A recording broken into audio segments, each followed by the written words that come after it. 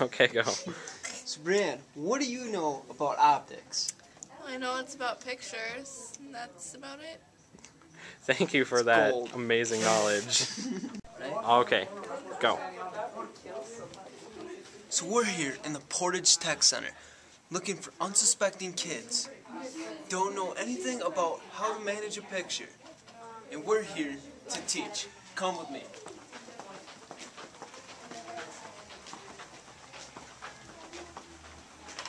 Now, excuse me, sir. What do you know about optics? I believe it's an acronym that stands for something. Do you know what it stands for? Not exactly. O for overview. You're getting there. I'm getting there. You got 3 left. T for title. I for in something. I don't know. Well, I tell you what, kids. This is what we're here for. We're going to teach you what optics is, and by the time we're done, you'll be teaching it to others. Sounds good.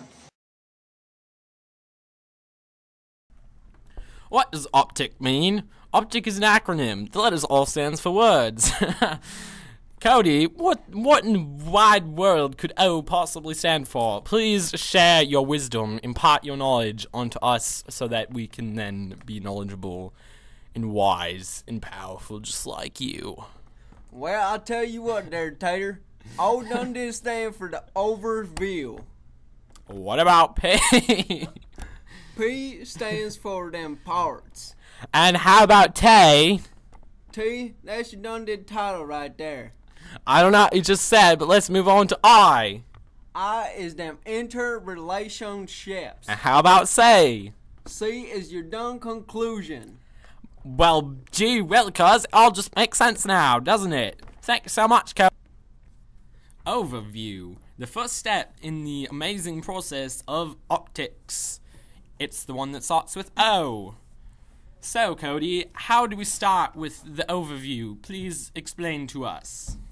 Well, when you don't want to start one of your overviews, you go down and you need to conduct an overview of the main subject. Look at the big picture, not the tiny little things.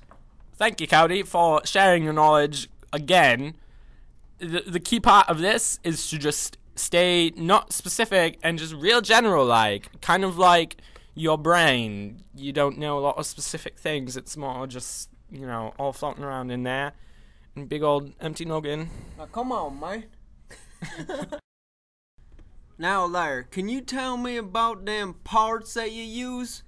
Well, certainly, my good friend. First, you have to scrutinize the parts of the visual. You're looking for elements and details, things that seem like they might be important. Now, could you please use your masterful brain to impart on us knowledge of what the title is and how you go about doing the title thing? Yeah. Well, the title is that thing that tells you what you're going to be looking at. Now, at first, you want to read the titles and the captions. Some of the visuals might not have one, but you still know what they mean. Now, Gage, what can you tell me about them interrelationships I was talking about earlier? Well, Cody, let me just explain to you. First, you just got to put together everything you have so far. So, you got your overview and your parts and your title. You just put all those things together and you look for connections within the whole graphic image thing, and those right there are your interrelationships, and just make sure to write those down for later, because we're going to be coming back to them again. Alright, now we're coming to the end here in our little part of this presentation. We've approached the conclusion. Cody, could you tell us what the conclusion is? Yeah, see, most people think the conclusion is just what you think about at the end. But the conclusion is where you draw a meaning about the title of the visual and everything individual together, and you summarize her in a few sentences so that you know you got the best details. Now, see, we got a picture here for an example. Now, if you look up towards the chalkboard, we's gonna have a picture of some short man standing in front of a bunch of chains on a dock. Now, the title of this is Eisenberg Kingdom Brunel and Launching Chains of the Great Easter, made by Robert Howlett. Now, see, we got the overview by looking at the man by the huge chains on the dock. Now, how it's very general still. We haven't taken down any specific details. We'll be moving on to that shortly. Alright, now, as promised, we're moving on to the parts of the image. We have noted here several things about that image, mainly the man and how boring he looks, but you can also tell that he was very arrogant looking.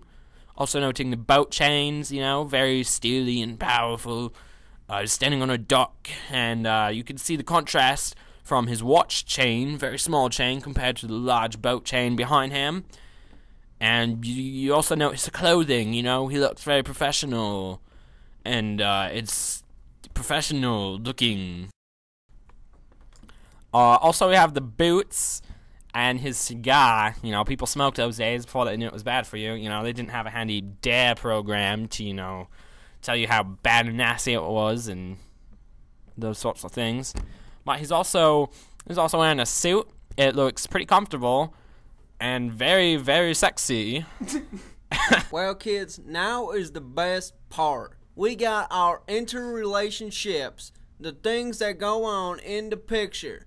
So we got the contrast of the large chains and the small man. And then we also got differences in power between the man, the dock, and the chains.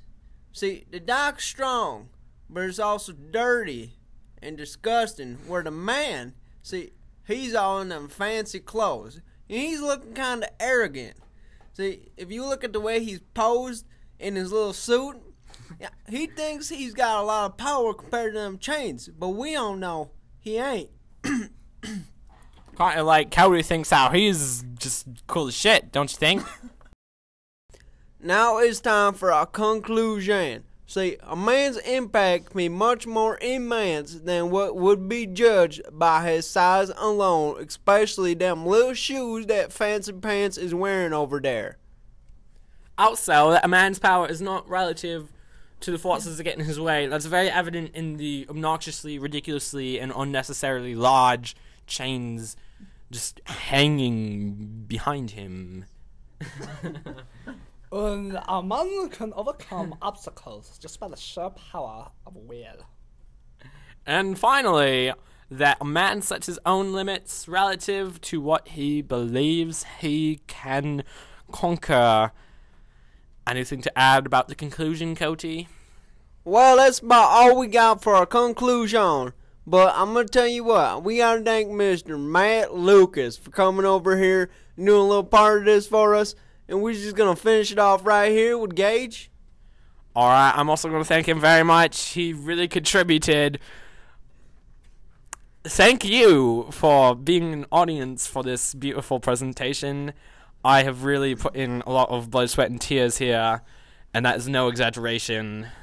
I think I, stubbed my toe, and I probably got, a ton of paper cuts, and those are just ridiculously painful. That was painful, I'll tell you what. Yes, Cody will attest to that, and to just not drag this out any further, thank you, because we do it for you, really. We love you. The end. Happily ever after. Yeah.